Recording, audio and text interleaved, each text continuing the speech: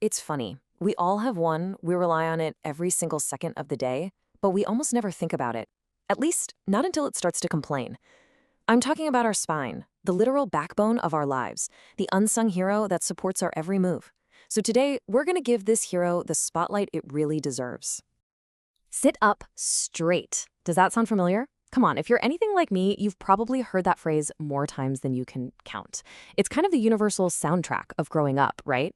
But what if we've been thinking about it all wrong? What if, instead of seeing it as this nagging command, we saw it as an invitation? An invitation to understand one of the most brilliant, most amazing pieces of engineering in the entire human body. That's what we're going to do today. We're going to unpack the genius of your spine.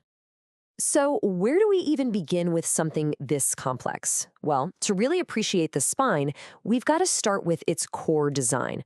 Let's take a look at the actual blueprint of your backbone. Okay, so the foundation of your spine is this stack of 33 individual bones called vertebrae. Just think of them as a really, really sophisticated set of Legos, all stacked up to create this strong but also super flexible column that runs from the base of your skull all the way down to your tailbone. Now, here's where it gets really cool. Anatomists don't just see the spine as one single column. Nope, they see it as two functional pillars. Up front, you've got the anterior pillar. This is the heavy lifter, the part that bears your weight and absorbs shock. Then, in the back, you've got the posterior pillar. This one is all about movement. It's the gliding mechanism that lets you twist and bend. And you might think that a perfectly straight spine is a healthy spine, right? Well, not at all. Your spine has these beautiful, natural S curves. They act like a spring, absorbing the shock from walking, running, even just standing around. These curves are a brilliant design feature, definitely not a flaw. Okay, so we have this amazing bony structure, but what keeps it all together? What stops this stack of 33 vertebrae from just, collapsing? Well, the answer is muscles. Let's take a look at the spine's incredible stability system. It helps to think of your spinal muscles as two totally different teams. First, you've got the global muscles. These are the big players, your abs, the major muscles in your back. They're responsible for all the big power moves, but honestly, the real MVPs are the deep segmental muscles. These are the tiny fine-tuners, the little guys that make micro adjustments to each individual vertebrae to make sure everything is perfectly stable. And this guy wire analogy just illustrates it perfectly. Your big global muscles are like the thick, heavy-duty wires holding up a giant tent in a storm. But those deep, segmental muscles, they're like the tiny, individual wires that make sure every single section of each tent pole is perfectly aligned and totally secure. You absolutely need both of these systems working together in harmony. So we have this incredible, self-stabilizing system. It's just amazing. But what happens when we throw a wrench in the works? What happens when our modern lifestyle, all the sitting, the slouching, the screen time, starts to take its toll? Well, that's what we're going to dive into next. You know that nagging, annoying ache you get after a long day hunched over your desk? Yeah, that's postural pain syndrome. It's not really an injury, not in the classic sense. It's more like your body sending you a very clear signal that it's had enough of being in a stressful position. But here's the good news. Usually, just a little bit of movement can make a world of difference. Okay, now this is where things get really interesting and maybe a little counterintuitive.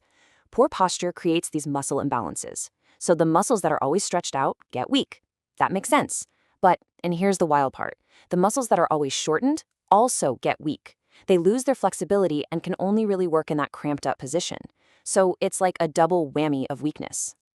So what do these muscle imbalances actually look like in real life? Let's go through some of the most common postural faults. And hey, be honest, see if you recognize yourself or maybe someone you know.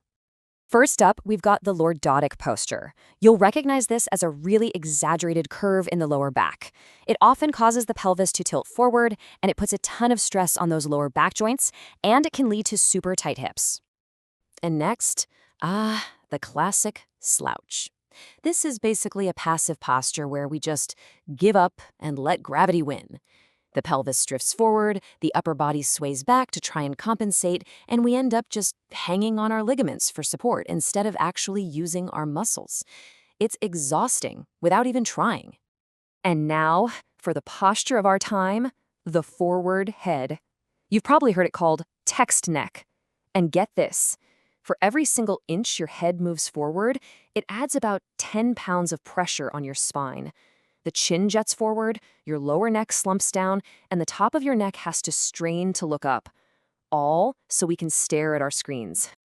So here's the really crucial takeaway here. Each of these postures creates a very predictable pattern of which muscles get tight and which muscles get weak. With that forward head posture, for instance, your chest muscles get tight while your upper back muscles get all stretched out and weak. With the slouch, your upper abs get tight and your lower abs get weak. Understanding these specific patterns is the absolute first step toward fixing them. All right, we've talked a lot about the problems. Enough doom and gloom, right? Let's get to the solutions. And the really good news is, they're surprisingly simple. It all starts with one key principle: awareness. In fact, let's try a simple exercise together right now to fight that forward head posture. Just sit up tall. Now gently tuck your chin and glide your head straight back, almost like you're trying to make a double chin. Hold it for a second. Do you feel that? That little stretch in the muscles in the back of your neck waking up? That simple move, it's called a cervical retraction, is you waking up those deep neck muscles that have probably been snoozing. And that one simple little exercise perfectly illustrates the 3 pillars of postural health. It's awareness, mobility, and stability. First, you just become aware of your posture. Then, you work on your mobility by stretching out those tight muscles. And finally, you build stability by strengthening the weak muscles. It's this powerful trifecta for a happy, healthy spine. This quote from our source material just perfectly sums it all up. Without the dynamic, stabilizing activity from the trunk muscles, the spine would collapse. Your bones provide the frame, for sure, but it's your muscles that are doing the heavy lifting, working 24/7 just to keep you upright. So, as we wrap this up, I want to leave you with a challenge.